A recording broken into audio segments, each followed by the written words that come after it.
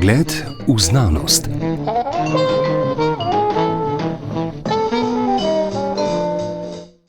Sredi marca je skupina znanstvenikov z Harvarda sporočila, da so se dokopali do prvega neposrednega dokaza, ki potrjuje teorijo inflacije vesolja. Novica je v znanstvenem svetu, predvsem med kozmologi, močno odjeknila, saj do zdaj nismo imeli prav nobenega oprijemljivega dokaza o dogajanju na samem začetku našega vesolja. Najstarejša slika mladega vesolja, ki jo imamo, je mikrovalovno sevanje ozadja, ki je staro 380 tisoč let. In prav v tem prasevanju so znanstveniki zdaj odkrili signal gravitacijskih valov. Temu odkritju se bomo posvetili v današnji oddaji Pogled v znanost, ki jo je pripravila Nina Slaček. Teorija inflacije vesolja je ena bolj široko sprejetih teorij o tem, kaj se je z našim vesoljem dogajalo v prvih trenutkih po nastanku vesolja, toda brez konkretnih dokazov je pač le teorija med številnimi drugimi. Teorija inflacije predvideva, da se je naše vesolje v prvem, nepredstavljivo majhnem delčku sekunde po velikem poku neizmerno razširilo, predvideva pa tudi, da bi ob tem morali nastati tako imenovani gravitacijski valovi. Znanstveniki zbrani na projektu BICEP 2 so se z istoimenskim teleskopom, ki stoji na južnem polu, načrtno lotili iskanja odmeva teh gravitacijskih valov, in sicer s preučevanjem mikrovalovnega sevanja ozadja. V njem so iskali sledi, ki bi jih ti gravitacijski valovi v tem prasevanju zapustili. Konkretno, preučevali so polarizacijo mikrovalovnega sevanja ozadja in sicer prav poseben način polarizacije, tako imenovani B-način. Kozmolog dr. Vid Iršič z Centra za teoretsko fiziko v Trstu razlaga. Vsekako gre za eno izmed bolj pomembnih odkritij. Gre za način, ki mogoče ni bil od začetka pričakovan, kako bi gravitacijske valove odkrili, ampak se pa že vsaj dobrih 10 let ve, da bi na ta način jih lahko potrdili. In bolj kot za gravitacijske valove gre tukaj za odkritje, da obstaja tak način polarizacije, ki ima značilnosti, ki jih nekako pričakujemo od nekih zgodnjih začetkov vesolja, ki jih povezujemo s teorijo inflacije. Možnosti, da bi neposredno pogledali v čas samega začetka našega vesolja, zaradi značilnosti vesolja sploh nimamo. Pogled v preteklost nam seže samo do omenjenega mikrovalovnega sevanja ozadja, ki sta ga v 60. letih 20. stoletja prva zaznala ameriška astronoma Arno Penzias in Robert Wilson, ter za to odkritje leta 1978 prejela Nobelovo nagrado. Kaj mikrovalovno sevanje ozadja pravzaprav je, pojasnjuje doktorica Dunja Fabijan z Fakultete za matematiko in fiziko Univerze v Ljubljani takole. Mikrovalovno sevanje ozadja je v bistvu prva luč, ki nam jo daje naše vesolje. To je zdaj, lahko si predstavljamo kot slika novorojenčka, našega novorojenega vesolja. In ta slika nam ogromno pove, kozmologom ogromno pove o tem, kako se je potem vesolje razvijalo, na kakšen način so potem nastale vse strukture, ki jih poznamo v vesolju, torej od zvezd do galaksij do jad galaksij.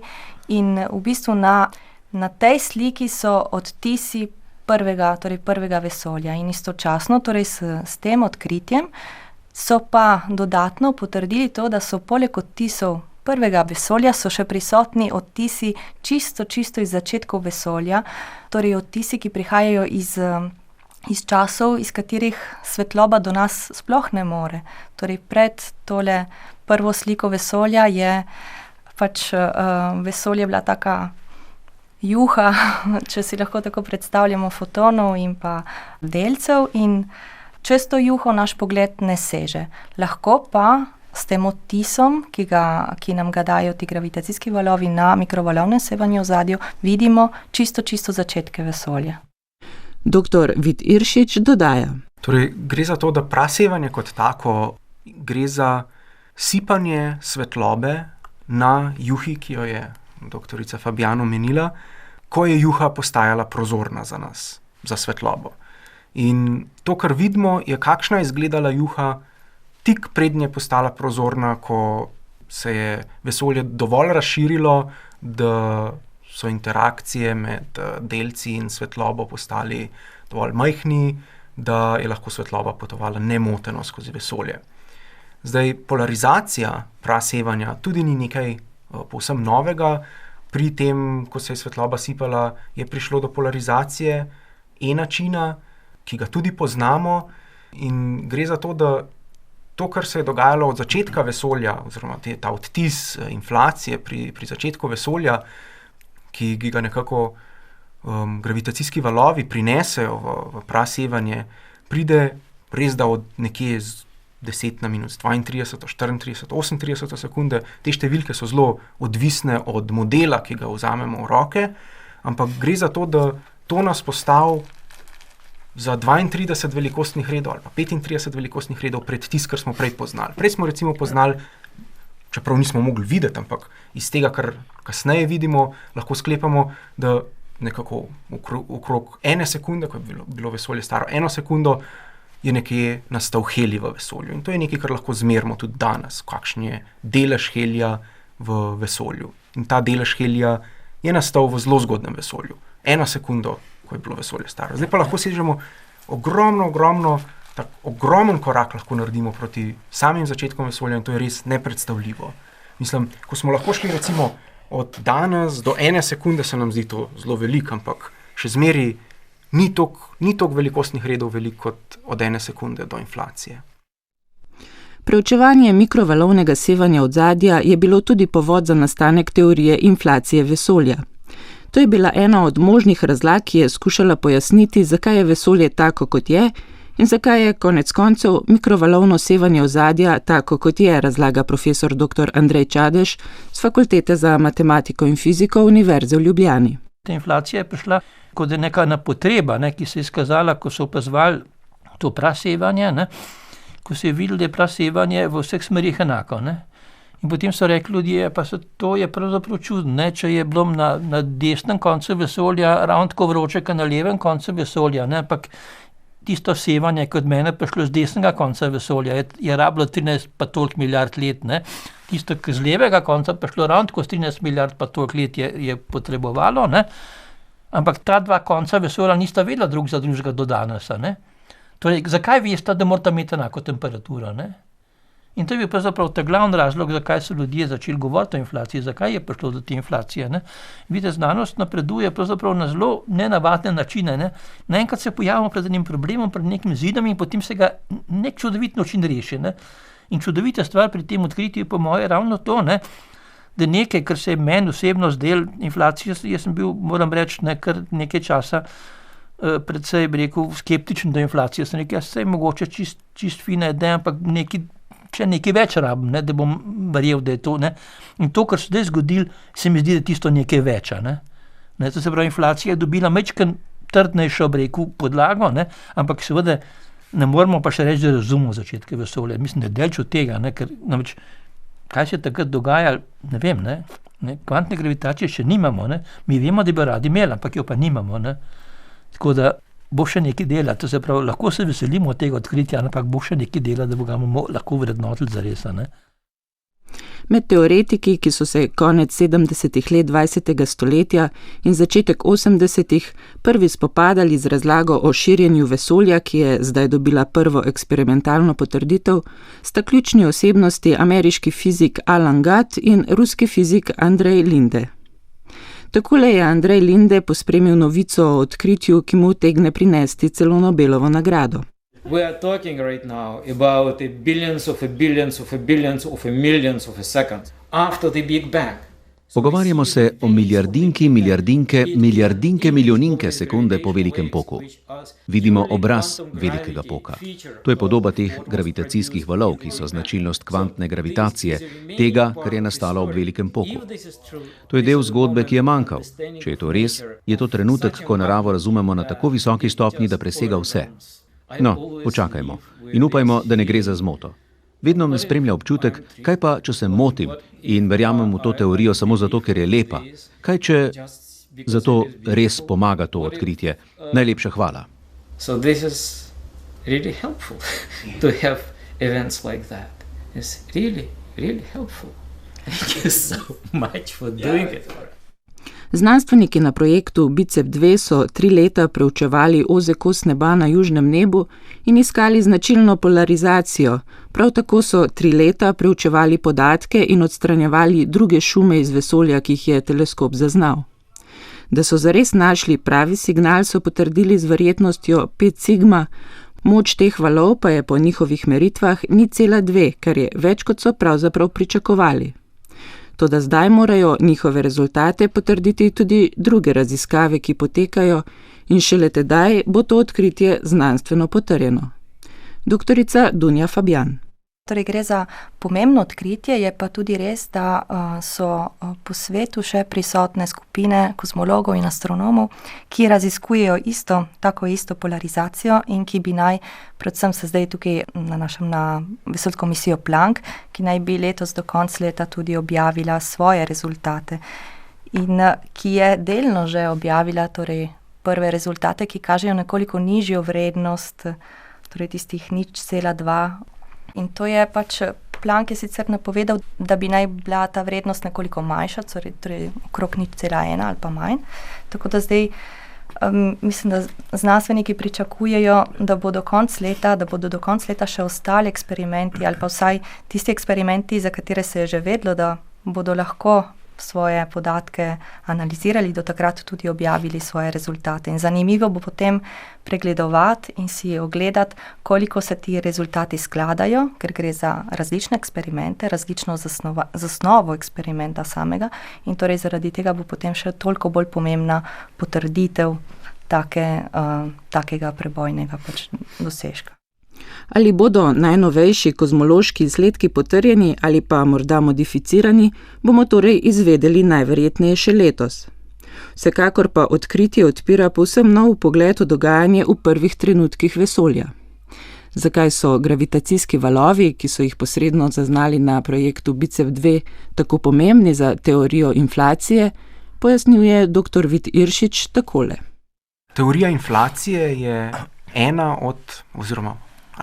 vodilna od teorij, ki napoveduje sploh obstoj takšnih gravitacijskih valov ob začetkih vesolja. Gre za to, da ko recimo se vesolje začne, če recimo verjamemo v standardno teorijo velikega poka brez inflacije, potem imamo na začetku neko zelo, zelo gosto, zelo, zelo vročo vesolje, ki je treba poudariti, ni bilo nikoli v eni sami točki, ampak si predstavljamo, da vesolje je zmeri bilo recimo neskončno veliko, če si želimo tako predstavljati, in v vsaki točki vesolja je bilo neizmerno vroče in neizmerno gosto in potem v kakšni točki je bilo sicer malo manj kot v drugi, po kakšni malo več kot v drugi. In to so neke začetne zgostitve, začetne zgostitve snovi, ki so potem peljale do recimo galaksij in jad galaksij in podobno.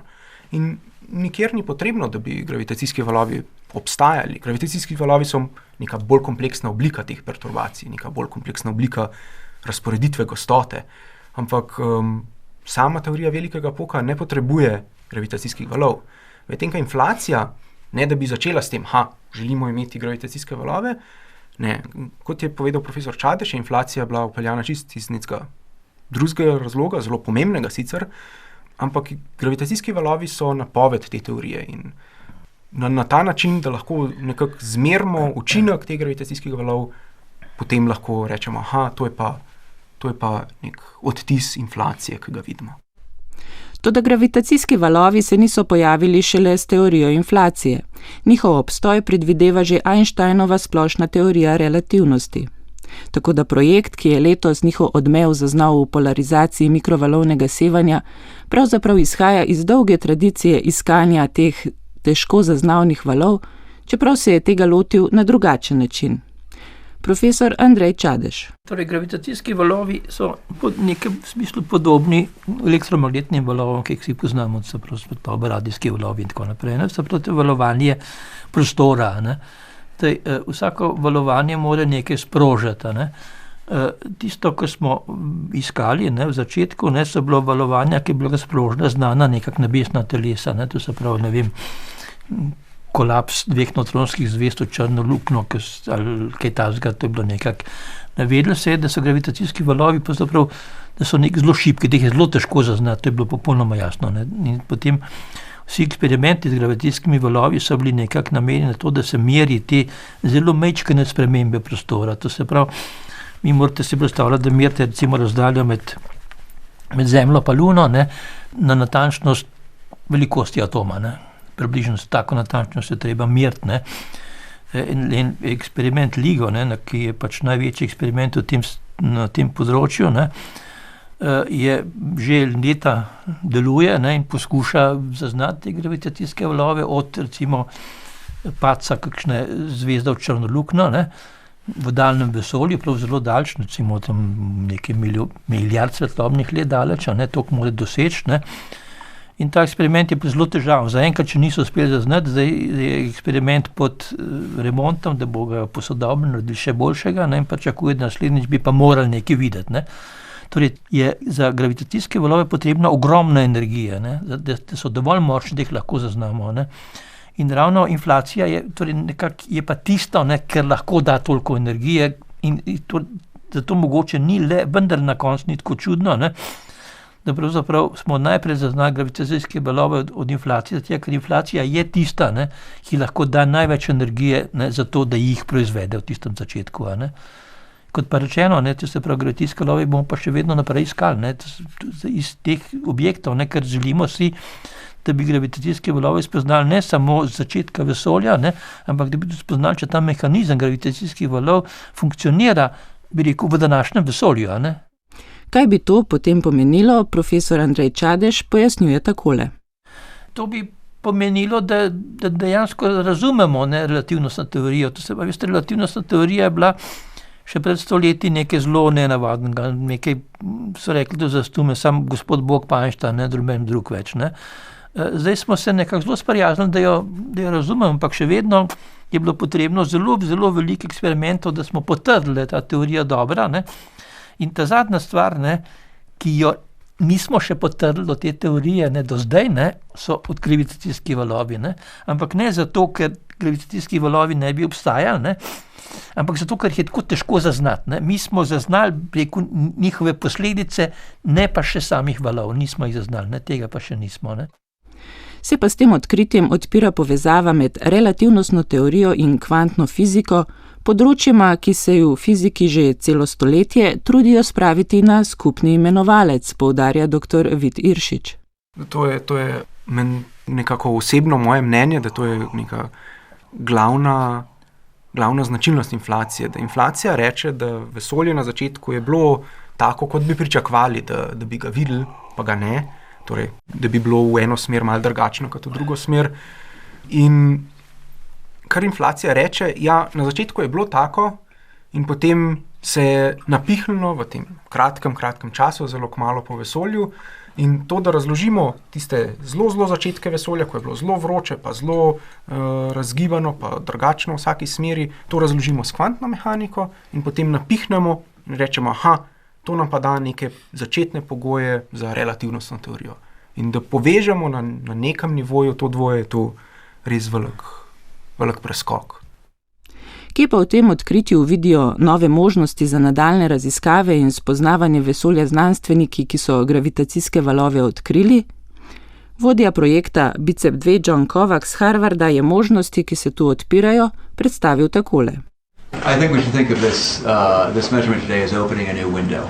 Mislim, da so te meritve danes odprle nova vrata, ponudile novo razumevanje fizike. Fizike tega, kar se je dogajalo v prvem neverjetno drobnem delčku sekunde obstoja vesolja pri neverjetno visokih energijah. Gre za energije, ki očitno že ustrezajo skali teorije poenotenja. Zato nam ta signal lahko še marsikaj pove. Tako močan signal nam lahko ponudi informacije o tem, kakšni procesi so se odvijali med inflacijo, kaj se je dogajalo z energijsko gostoto v času, ko so skale, ki jih lahko opazujemo, pobegnile našemu vidnemu dosegu.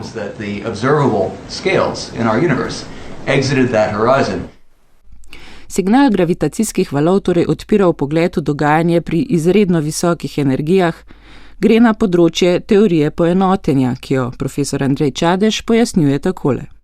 Teorija poenotenja nekako se predstavlja, da je na neki energijski skali so vse sile iste pravzaprav, ne? Se združijo. Ne? To je neka, mislimo, da svet se stavlja na nek posebno simetričen način, ne? Ampak simetrije se potem nekako zlomijo. Ne?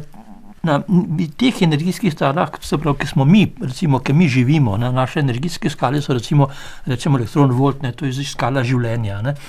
Vse, procesi, ki se v naših telesih dogajajo, ne? So pravzaprav neke kemijske reakcije, ne? V katerih se elektroni preskakujejo tam energije elektron-voltov. Ne? To se pravi, naš svet ni zelo simetričen. Ne? Mi smo čudovito lepi, ampak hvala Bogu ni simetričen, ker je bil dolgočasen. Ne? Če gremo na globlje, na večje energijske skale, potem stanejo stvari bolj nekako preproste. Ne? In če gremo recimo na energije tam teraelektron-voltov, pa kaj gre v CERN-u, ne? Potem vidite vi interakcije med kvarki, ne? In kvarki so pravzaprav v nekem smislu preprosto med sabo sodelujejo, ne? Ampak potem, ne, ko pa te kvarki ustvarijo, ko se nekaj skombinirajo, naredijo pa bolj komplicirane strukture ionov, pionov, takih in drugačnih. Ne?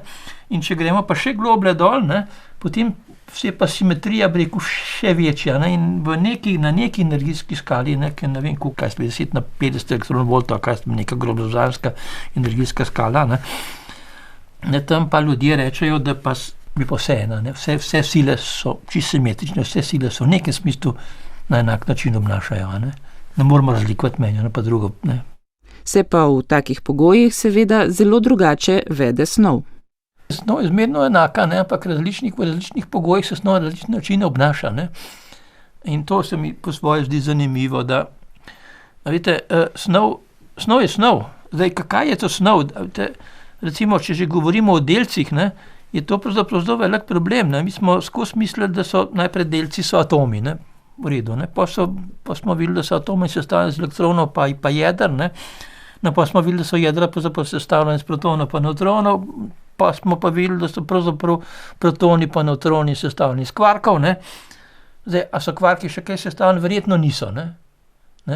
Zdaj, kako daleč lahko gremo, ne. Ampak vidite, ne, snov se na različnih skalah, rečemo na različnih velikostih, in velikost je povezana z energijsko skalo. Čim manjša velikost, tem večja energijska skala. Ne? In to se pravi, na različnih teh skalah se snov različno obnaša. Ne? In čim večja energija, ne, tem bolj simetrična, tem bolj preprosta je. Ne? Začetek vesolja je bil v nekem smislu simetričen, preprost, dolgočasen. Ne? Ampak zdaj, ne, vidite, smo prišli na energijsko skalo zelo nizko, to se pravi, stvari so velike, ne, te velike strukture so zelo različne, ne, in so zelo barvite. Ne. Z novim odkritjem se vsekakor odpira novo poglavje v kozmologiji, poudarja Vid Iršič.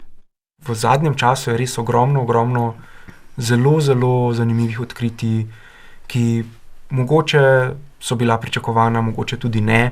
In se mi zdi, da ne samo tisti, ki se s tem dejansko ukvarjajo, z recimo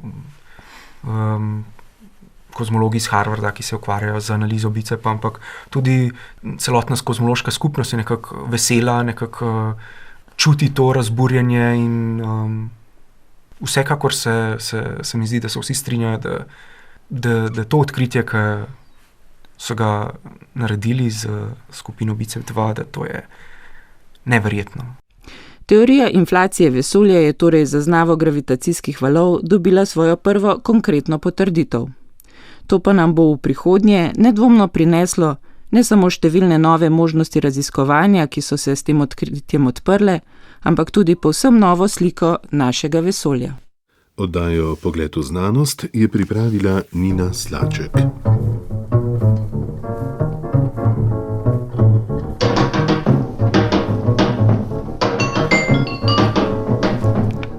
Pogled v znanost.